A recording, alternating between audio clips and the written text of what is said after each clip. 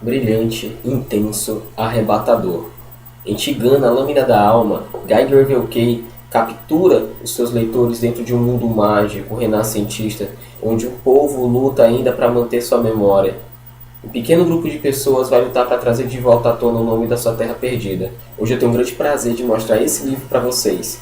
Tigana, a Lâmina da Alma, aqui no Magic Book.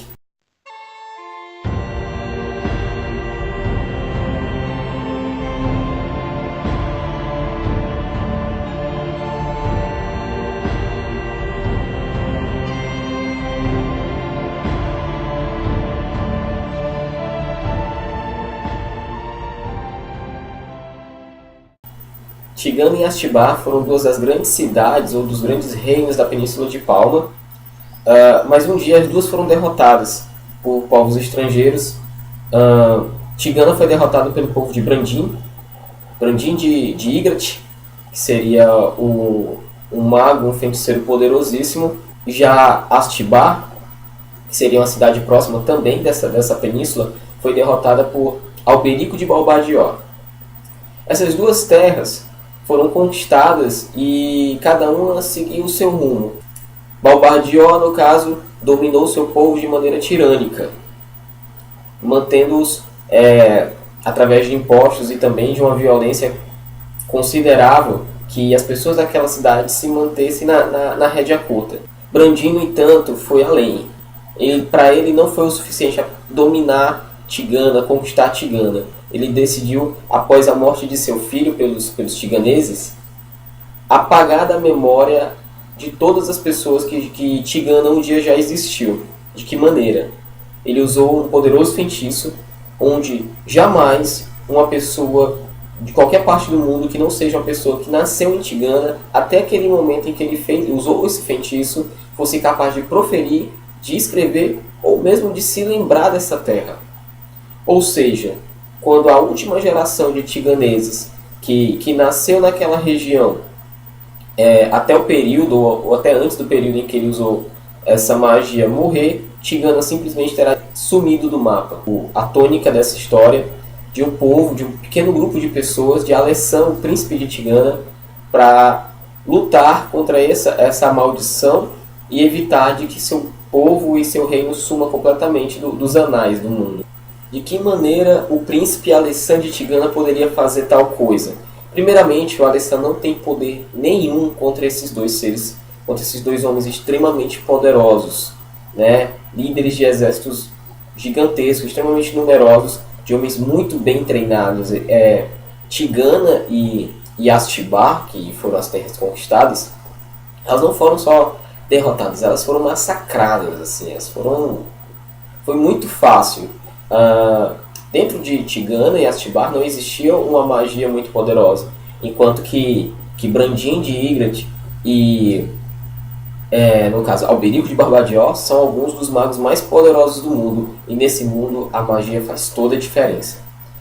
Então, como um príncipe sem reino, sem aliados o suficiente, sem um exército, seria capaz de derrotar o seu grande inimigo de uma maneira genial e simples? Ao invés de ele tentar enfrentar um desses inimigos tão poderosos, ele decide, na verdade, fazer com que esses inimigos tão poderosos se confrontem.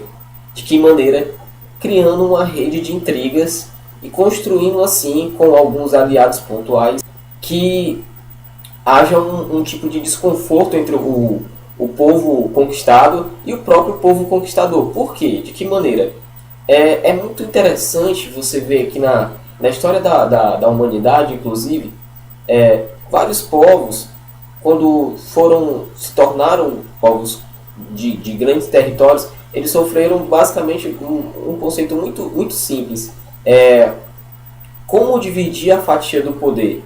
E principalmente, como construir dentro de um reino conquistado uma identidade. Você vai existir para sempre um povo derrotado e um povo vencedor, se você hoje vive dentro dos regimes e das leis do mesmo rei, né, do mesmo imperador, do mesmo reinado. Isso, na verdade, vão construindo elementos muito próprios. Por quê? Em determinado momento, aquele indivíduo que foi seu inimigo no passado e sobreviveu, hoje é necessário para que seja seu aliado. Mas até que ponto aquela pessoa é leal a você? Ou seria, no caso, leal até o príncipe antigo, filho de um rei que de repente você também não gostou? Onde surgem esses elementos? Dentro disso, o Guy Gravely vai construir uma narrativa excepcional. São tantas reviravoltas que fica até complicado de explicar assim diretamente a história, mas eu vou tentar aqui para que vocês compreendam um pouco mais sobre esse mundo. Primeiramente, Atibaia e Tigana nunca foram cidades irmãs. Assim, elas nunca foram aliadas.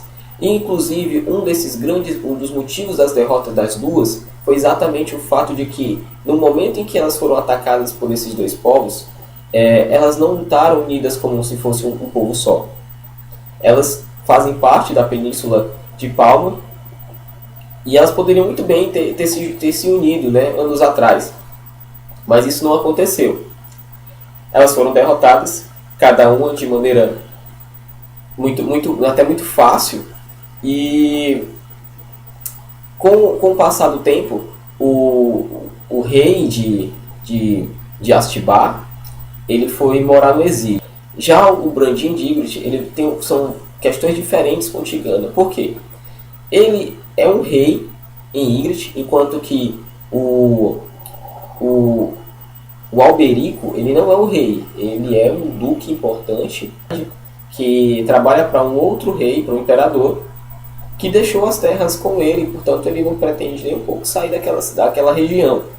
Já o Brandin, ele é o rei de Ygritte. E dominando o Tigana, ele decide ficar em Tigana e acaba abandonando o seu povo e sua rainha na Grande Ygritte, que na verdade seria a grande cidade, talvez, a Roma Antiga. Que seria equivalente ao imperador de Roma conquistasse, por exemplo, a Bretanha, abandonar Roma e viver ali. Há um desconforto e um mal-estar muito grande sobre aquelas pessoas que têm aquele imperador como o seu, sabendo que ele não está na sua região. Como já falei anteriormente, o filho do Brandin, ele foi morto na primeira batalha contra Tigana e por isso causou um ódio tão grande dele a ponto de ele decidir apagar Tigana da história. Anos depois, na verdade 19 anos depois da conquista desses dois povos, vai surgir um acontecimento que vai dar o início da história de Tigana, a Lâmina da Alma, que seria, no caso, a morte do antigo rei de Atibaia. Há uma comoção e é pedido, né, que esse rei seja velado em Atibaia. Ele estava no exílio e o Alberico ele permite inclusive que ele seja velado no antigo castelo dele, já que ele parte do princípio que a partir do momento da morte do antigo rei, o exílio dele acabou. Então ele tem direito sim de voltar à sua terra que ele governou um dia. Questão que os reis gostam de fazer isso com os outros, até para mostrar a superioridade dele também. Dentro desse evento acontece praticamente tudo que vai gerar o clímax da história, né? o enredo dessa história. Um rapaz que não tinha nada a ver com essa história, chamado Devin, um cantor, um grande cantor, um cantor talentosíssimo, é contratado junto com a sua trupe de músicos para cantar no velório desse rei que morreu, né? O Devin acaba se envolvendo nesse clima de intriga, nessa missão que o príncipe Alessandro construiu para que ele pudesse derrotar os seus tiranos e conquistar Tigana. Coisa muito importante, Alberico de Bobadilla não é o inimigo de Alessandro. O inimigo de Alessandro é Brandin. Só que o que acontece? Assim como os inimigos de Alessandro são muito poderosos, aqueles que descendem também do antigo monarca de Atibaia também não tem como derrotar esse mago tão poderoso, que seria o equivalente lá ao Brandin na outra terra, que seria Atibaá. O que é que acontece? Durante o velório desse antigo rei, algumas figuras, alguns personagens vão se unir e tentar construir uma aliança. Uma aliança até considero muito frágil, né? Já que cada um tem ideias diferentes sobre determinados pontos de vista, porém é uma coisa inevitável de se pensar. A única forma de derrotar esses magos tão poderosos seria justamente voltando um contra o outro. E o livro ele é muito legal nisso. Você vai ler um determinado capítulo onde as coisas começam a se complicar para esses tiranos, né? E em capítulos subsequentes você vai ver o que foi construído pelo Alessandro e pelo grupo dele para poder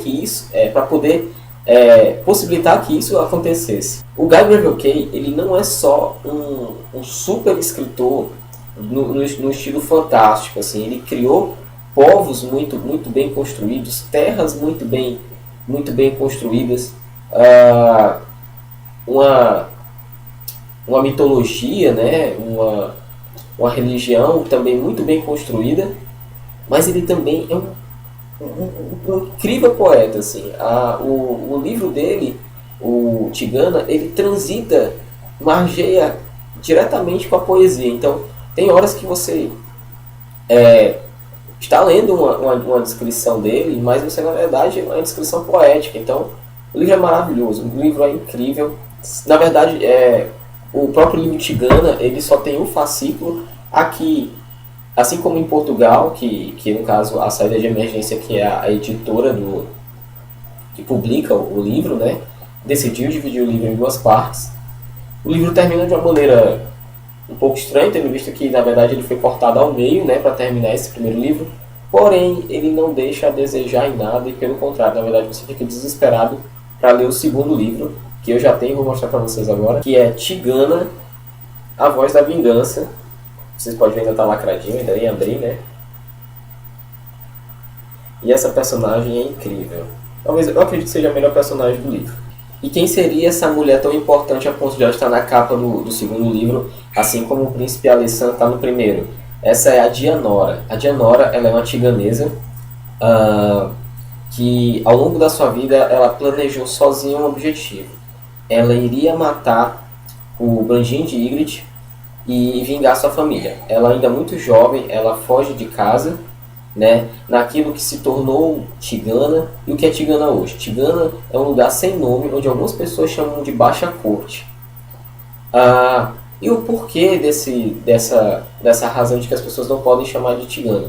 O feitiço que o Brandin soltou, ele funciona da seguinte maneira: se você nasceu em Tigana e vai falar o nome Tigana para a pessoa que não nasceu em Tigana, a pessoa não escuta o nome Tigana. Ela simplesmente vê você mexendo os lábios e sem sair nenhum som.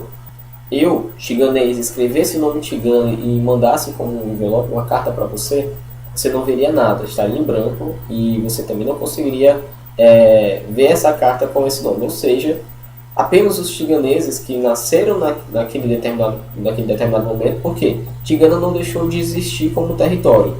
Hoje lá é chamado de Baixa Corte.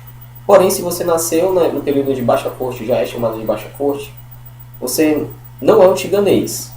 E, portanto, você também não consegue ler a palavra tigana escrita, nem ouvir também a palavra tigana proferida. A Dianora, ela é uma moça muito bonita e vai se tornar ainda uma mulher mais bonita ainda, e acaba fazendo parte do harém do Brandin. Ele tem centenas de mulheres para ele é um cara que gosta muito de mulher, e ela acaba sendo a concubina principal dele ao longo dos anos. E isso gera um outro problema, que com o tempo o plano de vingança dela vai por água abaixo, tendo em vista que ela se apaixona pelo Brandin. E ela chega a se apaixonar de tal maneira que ela chega inclusive a salvar a vida do homem que destruiu tudo que ela amava, né? Isso vai causar um conflito interno dentro dessa mulher gigantesco, a ponto de que a vida dela inteira foi moldada e foi direcionada para que esse homem morresse. No entanto, ela o ama hoje. Mas alguns acontecimentos vão ocorrer, e talvez a mentalidade dela volte aos períodos mais antigos, né? É difícil falar desse livro porque o grande mérito do autor não está em uma história que num contexto histórico, mas sim como ele conta essa história. O Guy Gravell Kay é um gênio, assim. É muito difícil ler uma obra de um autor em que ele constrói sim uma narrativa de maneira poética, mas extremamente fluida. É muito fácil você entender o que ele está dizendo e de tal maneira eu percebi coisas que eu jamais imaginaria que seria possível, como por exemplo você escutar uma música lendo. Né? Quando ele descreve a cantoria do Devin ou de qualquer outro músico, né, trovador desse período, você, ao ler a descrição dele, você consegue sim ouvir uma música na sua mente. Né? Então o Geiger Roque é um monstro, assim, é um cara fora do normal, assim, ele é realmente um fenômeno. E eu acredito que ao longo dos anos que foram se passar, esse livro ele com certeza vai se tornar um clássico. Assim. Eu recomendo demais esse livro. O Guy Gravell Kay, ele é um autor que ele não se resume somente à fantasia, inclusive eu vou atrás de achar outras coisas dele também. Foi uma grata surpresa a editora Saída de Emergência, quando ela trouxe esse livro aqui. Eu acho que a capa ela é legalzinha, não vou dizer que ela é feia, mas eu achei que ficou mais com cara de HQ do que de um livro de fantasia. Eu acho que de alguma maneira isso prejudicou um pouco. Geralmente você gosta mais daquelas imagens épicas, né? E caberia tranquilamente uma imagem dessas aqui. E assim eu encerro essa vídeo resenha falando para você que tem interesse em ler um livro de extrema qualidade. Esse livro vale a pena. Ele é muito baratinho comparado aos livros que tem hoje por aqui. Ele geralmente está numa média sempre entre R$ 23 e R$ 27. Mesmo nas livrarias mais caras, dificilmente ele passa disso. O segundo livro também já veio muito baratinho, então eu recomendo como mesmo literatura obrigatória. Muito obrigado pela atenção de vocês, mais uma vez, um grande abraço. E a melhor coisa que eu posso dizer, o melhor conselho que eu dou é leiam um livro. Muito obrigado.